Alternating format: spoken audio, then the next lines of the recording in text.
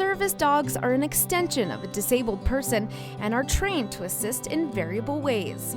When they are harnessed, they are working and are not to be touched, but in most cases they are given too much attention or none at all. This is a big problem according to Steve King. The dogs, when they're in harness, are actually working.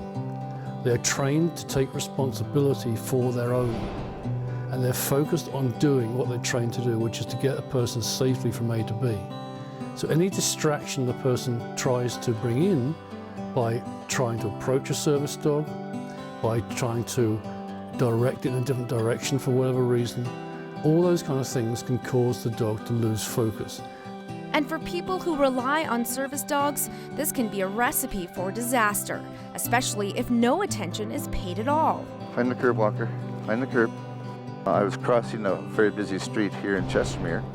The first car stopped. We proceeded off the curb, but there was a car that came in from the right and blew the intersection or blew the crosswalk. Walker came around and stood right in front of me. He would not let me go ahead. He was trained to do that. Would not let me go ahead, and this car whisked by and clipped me with the mirror. The car didn't even stop. He just kept on going. This could have easily been a fatal situation for both Melvin and his service dog Walker. This is why Steve is eagerly trying to raise awareness. I think it's a combination of some people just not thinking, others recognizing they shouldn't do it, but it's so tempting to pet or stroke a service dog because they are well presented, they're lovely dogs, their temperament is ideal, that's why they're service dogs. So they have all the factors, they're like a magnet that people love to be with them and to bond with them. Unfortunately, it's the completely wrong thing to do when it comes to a dog that's actually working.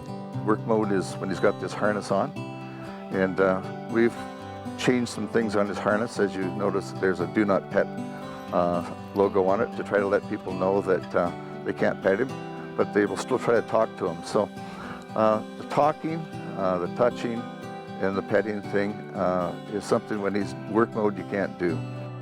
Often when you have a disability, you can feel very isolated, you feel very afraid of going back into society because you're not confident in yourself. The dogs can give them people the confidence to get back into society and fulfill a very useful purpose in their life. Melvin was first opposed to receiving any help after he became blind following cataract surgery. He now says he doesn't know how he could ever live without his new best friend. Totally has changed my life. My wife, my family, and my neighbors don't worry about me as much as they used to. They know that Walker's so well trained that he'll look after me. To learn how to obtain a service dog or for more information in general, log on to www.dogguides.com. For Shaw TV, I'm Lindy Free.